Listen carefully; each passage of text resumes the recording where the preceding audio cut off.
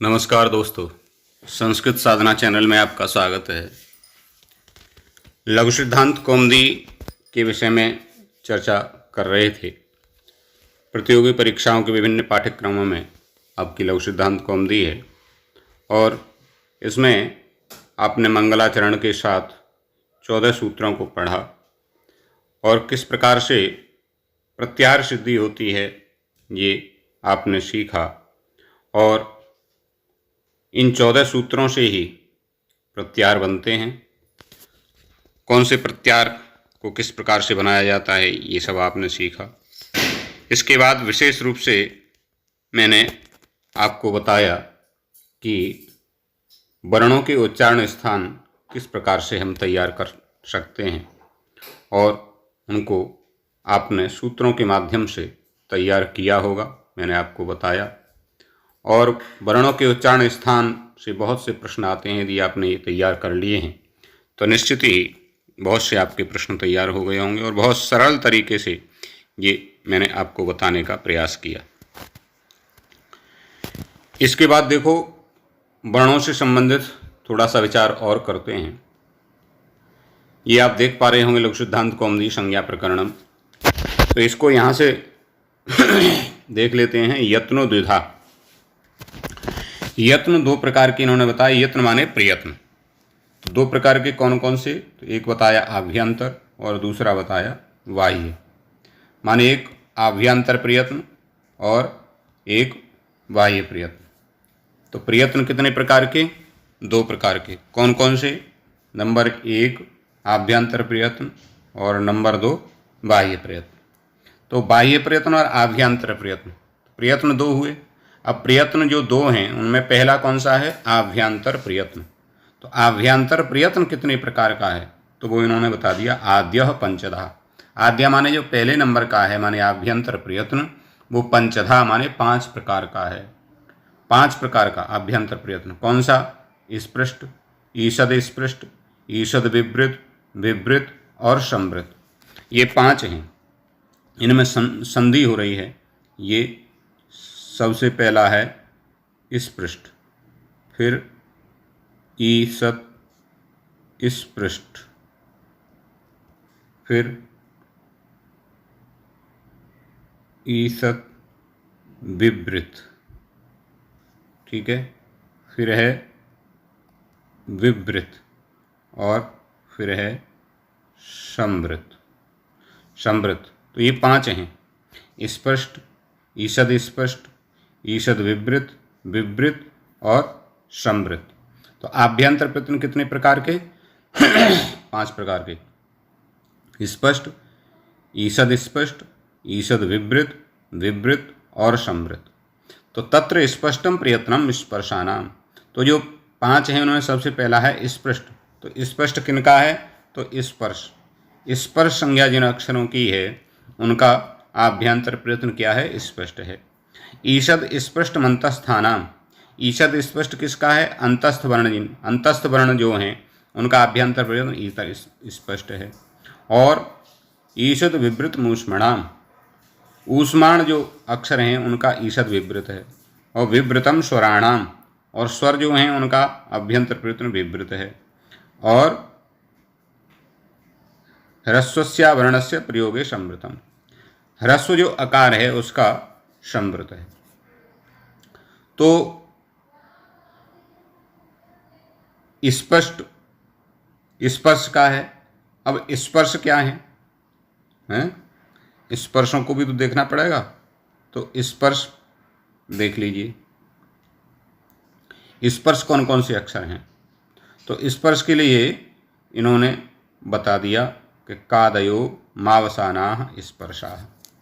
देखो, का से लेकर के मा तक, का से मा तक ये क्या हैं? स्पर्श हैं। ये स्पर्श हैं का से मा तक। तो का खा गा घ ग च छ ज झ य ट ठ ड ढ ण त थ द ध न प फ ब भ म। यानी ये कितने हैं? 25 अक्षर हैं। इन 25 अक्षरों की क्या संज्ञा है? स्पर्श। और इनका आभ्यंतर प्रयत्न क्या होगा? स्पृष्ट होगा। ठीक है। फिर इन्होंने बताया कि यणो अंतस्था, क्योंकि ईषद स्पृष्ट अंतस्थाना, तो अंतस्थ वर्णों का ईषद स्पृष्ट है, तो अंतस्थ वर्ण कौन से हैं, तो यणो अंतस्था। यण जो हैं उनको अंतस्थ कहा जाता है। तो यण कौन कौन से हैं, या व रा ल, य व र ल, ये 4 अक्षर यण हैं। तो यण इनको क्या कहते हैं, अंतस्थ, और इनका आभ्यंतर प्रयत्न क्या होगा, ईषद स्पृष्ट, ईषद स्पृष्ट होगा। सल ऊष्माण, तो विवृतम ईषद विवृत मूष्मणाम, ईषद विवृत आभ्यंतर प्रयत्न किनका है, ऊष्माण वर्णों का। तो ऊष्माण वर्ण कौन से हैं, बोले सल ऊष्माण, सल ऊष्माण। तो सल कौन कौन से हैं, ये सल प्रत्यार है, तो श स और ह, ये हुए ना सल में। तो ये 4 जो अक्षर हैं ये ऊष्माण हैं। इन 4 अक्षरों का क्या हो जाएगा, ईषद विवृत हो जाएगा, ईषद विवृत ऊष्मणाम। तो स ये ऊष्माण है, और अचस्वराः, ठीक है। विवृतम स्वराणाम, स्वरों का क्या है, विवृत। तो स्वर किसे कहते हैं, तो अचस्वरा, आ ई उ री ल री ए ओ ऐ औ, ये 9 जो अच हैं इनको ही स्वर कहा गया है। तो इनका आभ्यंतर प्रयत्न क्या हो जाएगा, विवृत हो जाएगा। ये आपने आभ्यंतर प्रयत्न के विषय में विधिवत आपने पढ़ लिया, समझ लिया, ठीक है।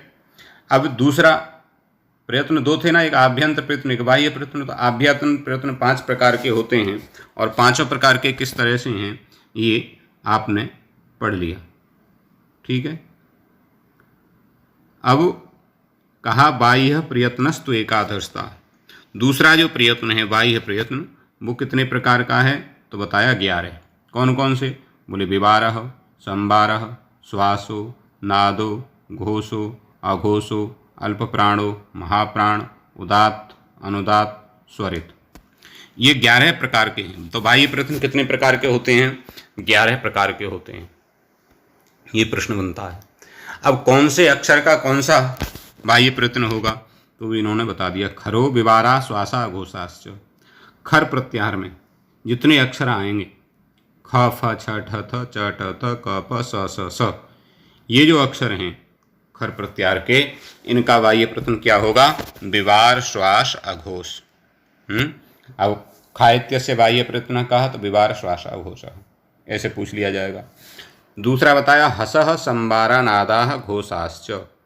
हसः, संवारा, नादा, घोषाश्च।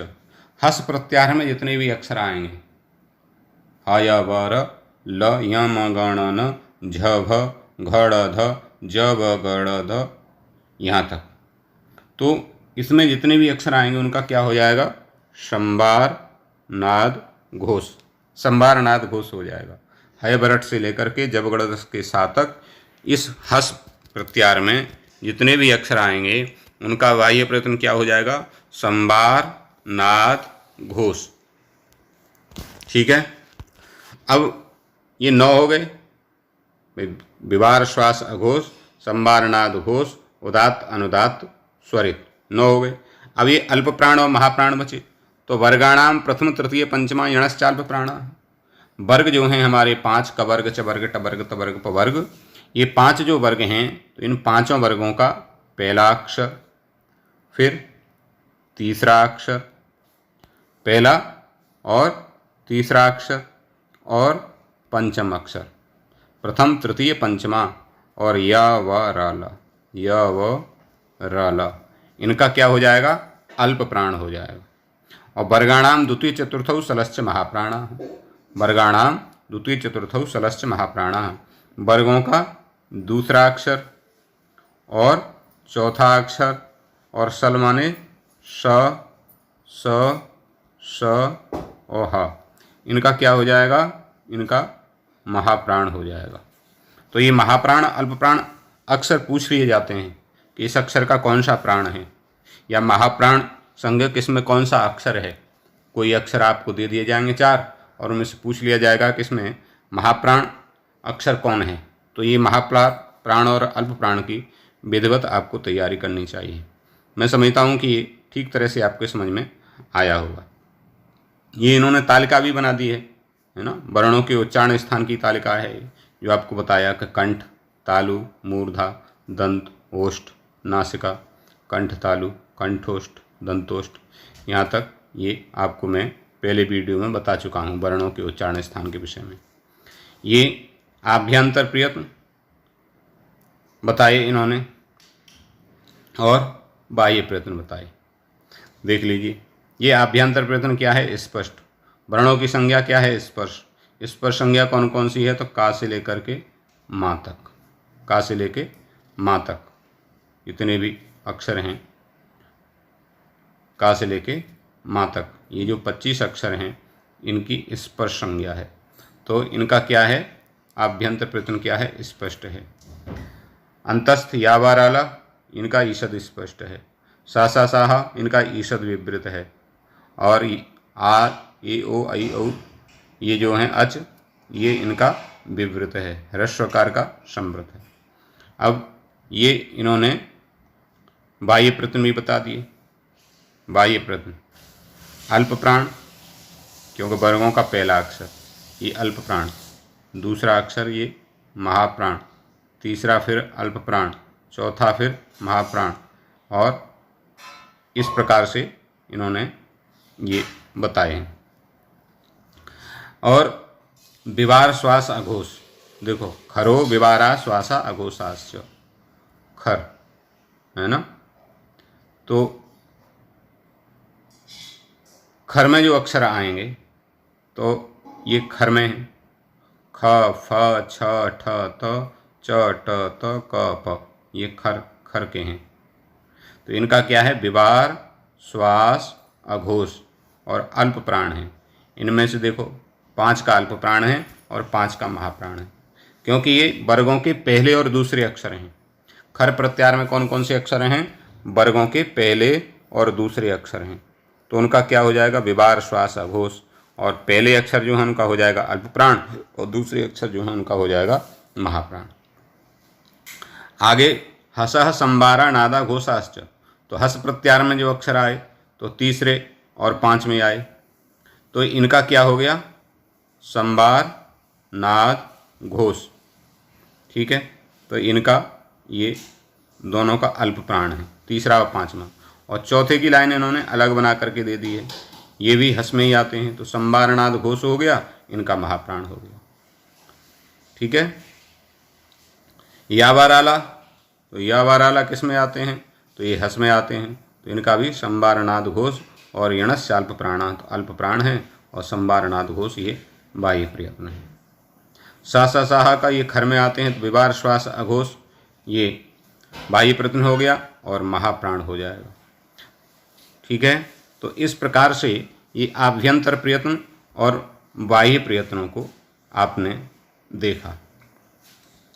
ये संज्ञा प्रकरण पूर्ण होता है अणुदित सवर्ण से चा प्रत्यय, ये सूत्र है। और इस सूत्र के बाद ये संज्ञता संज्ञा विधायक सूत्र, संयोग संज्ञा विधायक सूत्र, और फिर सुप्तिगंतम पदम पद संज्ञा विधायक सूत्र है। ठीक है। तो ये संज्ञा विधायक सूत्र भी अक्सर पूछ ले जाते हैं। तो वर्णानाम अतिशयता सन्निधि संहिता संज्ञा स्यात्, वर्णों की अत्यंत सन्निधि को संहिता कहते हैं, माने एक दूसरे से मिल जाना। और संहिता और संधि लघु पर्यायवाची हैं। संयोग संज्ञा तो अज भी रव्य बहिता हलह संयोग संज्ञा स्यु, अच से जो हीन वर्ण होते हैं उनकी संयोग संज्ञा होती है, जैसे जिनमें अच नहीं है ऐसे वर्ण, तो एक से अधिक यदि होते हैं तो वहाँ संयोग संज्ञा हो जाती है। और सुप्तिगंतम पदम, सुबंतम तिगंतम च पद संज्ञम स्यात्, सुबंत और तिगंत की पद संज्ञा होती है। सुबंत और तिगंत की कौन सी संज्ञा होती है? पद संज्ञा होती है। तो सुबंत, सुबंत क्या है? सुबंत है सुप जिसके अंत में है वो सुबंत है। और सुप क्या? तो सु औजस अम औटसस टाभ्याम घिस गेभ्याम घिस गसेभ्याम घिस गस ओस आम गी ओस सुप। तो ये 21 प्रत्यय हैं। कितने प्रत्यय हैं? 21 प्रत्यय ये सुप प्रत्याहार में आते हैं। तो सुबंत जो हैं उनकी पद संज्ञा होती है। जैसे राम से शु लाएंगे तो रामह बनता है, तो रामह, रामौ, रामः ये सब पद हो जाएंगे, इनकी पद संज्ञा हो जाएगी। तो ये सुबंत क्या है, इनकी पद संज्ञा होती है। तो शुभ क्या है, 21 प्रत्यय शुभ प्रत्यार के अंतर्गत आते हैं, और शुभ जिनके अंत में है वो सुबंत कहलाए, उनकी पद संज्ञा होगी। और दूसरा तिगंतम च, तिंग है, तो तिंग क्या है, तो तिंग कितने हैं, 18, ये 18 है। तिप तस झी सिप तस था मिब बस मस त आताम झ थास आथाम ध्वम इड वही महिम। इनमें 18 में 9 तो हैं परस्मयी पदी हैं, परस्मयी पदी, और 9 हैं आत्मनेपदी। ठीक है, 9 आत्मनेपद के, 9 परस्मयी पद के, 18 प्रत्यय हैं। ये 30 लेकर के और महिम के गां तक तिंग प्रत्यार बन जाता है, और उसमें ये 18 प्रत्यय आते हैं। तो ये जिसके अंत में है वो पद हैं, जैसे भवति, पठति, गच्छति, लिखति, खादति, चलति, पाठयति, ये इस प्रकार के जो हैं वो, तो इनकी पद संज्ञा होगी सुबंत की और तिगंत की। तो इस प्रकार से ये संज्ञा प्रकरण आपका पूर्ण हुआ। संधि के विषय में आगे चर्चा करेंगे। धन्यवाद।